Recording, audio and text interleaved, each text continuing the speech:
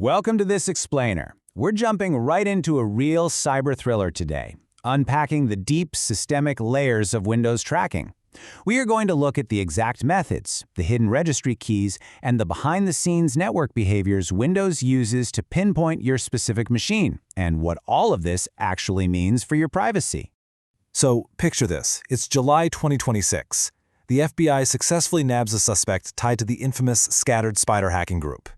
Now, this individual was doing everything by the book, using VPNs, proxy servers, and constantly rotating IP addresses across 3 entirely different countries. By all standard networking logic, this person should have been a total ghost. But they were caught anyway. So, how do you track a ghost?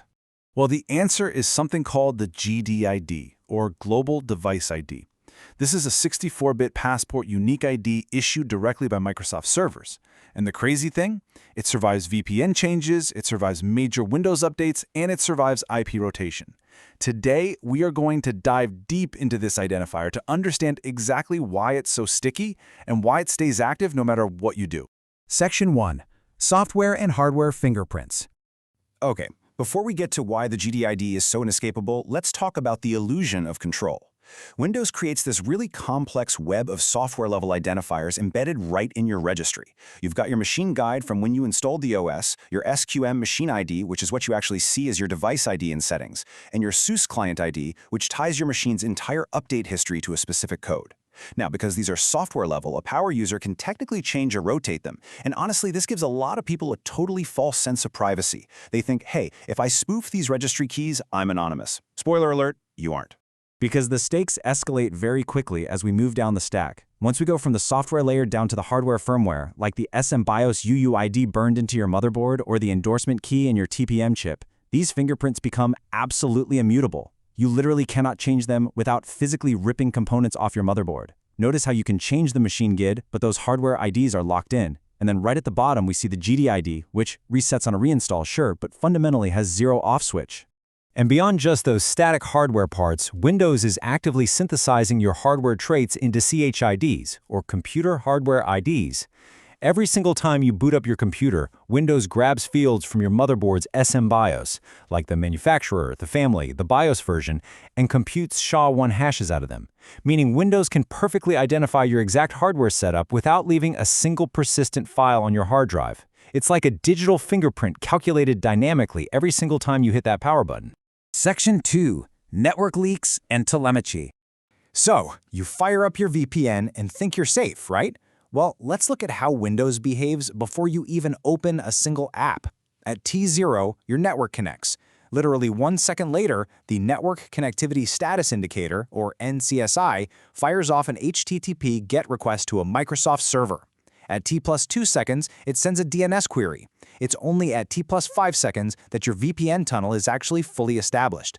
Think about that. Windows is sending your real, naked IP address straight to Microsoft to check for internet access before your privacy software even finishes waking up.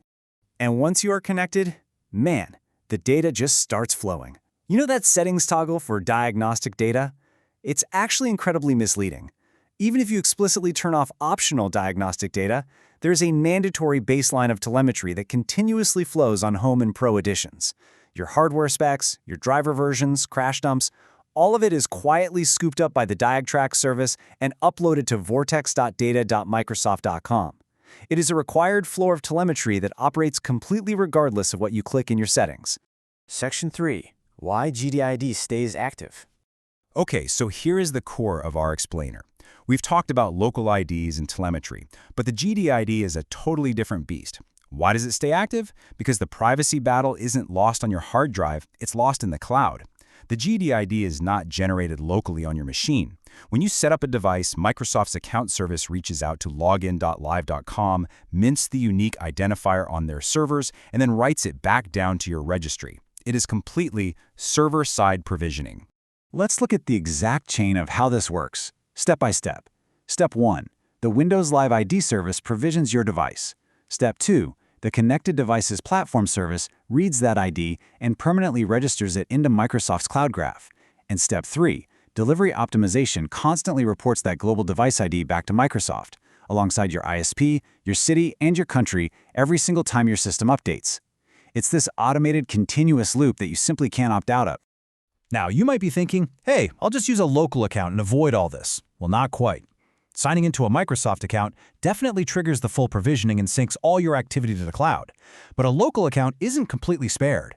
Sure, it stops cloud sync, but it still generates an anonymous connected devices platform GDID and absolutely still transmits that required telemetry floor we talked about earlier.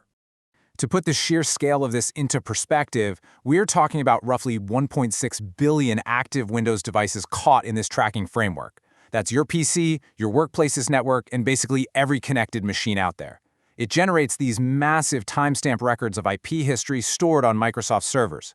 And, just like we saw with our scattered spider hacker at the beginning, Microsoft will share these exact GDID records with law enforcement if they get a subpoena. And here is the real kicker. Following that July 2026 disclosure, Microsoft basically came out and confirmed the reality of this entire architecture. The GDID literally has no off switch. Because it's managed server-side, and because your operating system inherently has to talk to update servers to function, your VPN IPs are logged and remain fully accessible on their end, tied permanently to your unique device ID. Section 4. The limits of mitigation. So are we totally helpless here? How do power users fight back? There are actually some pretty robust methods out there. You can set up a DNS sinkhole like a Pi-hole to block telemetry endpoints at the network level. You can use your host file. You can dive into the registry and manually kill the DAGtrack and CDPSVC daemons. There's even an awesome community-built PowerShell toolkit literally called NoGodid that audits your system and stops it from re-registering. And if you're on Pro or Enterprise, you can lock things down with group policy. But let's be totally honest with ourselves here. Network blocking is great for stopping future reporting, but it absolutely cannot delete the GDID data Microsoft already has locked away in their server vault. If you've ever signed into a Microsoft account, your GDID exists on their end. These local mitigations stop the bleeding going forward, but you simply cannot reach into the cloud and erase the server-side record of your ID in your past IP history. You can't undo what the cloud already knows. Which brings us to our final big question. Knowing that the GDID is fundamentally inescapable on a connected Windows machine, we really have to ask, are the incredible conveniences of a modern cloud-connected operating system actually worth the cost of absolute systemic visibility? Or is the nuclear option of abandoning ship and switching to Linux the only true privacy solution we have left? It's a massive trade-off. Thanks so much for joining me on this explainer, and I will see you next time.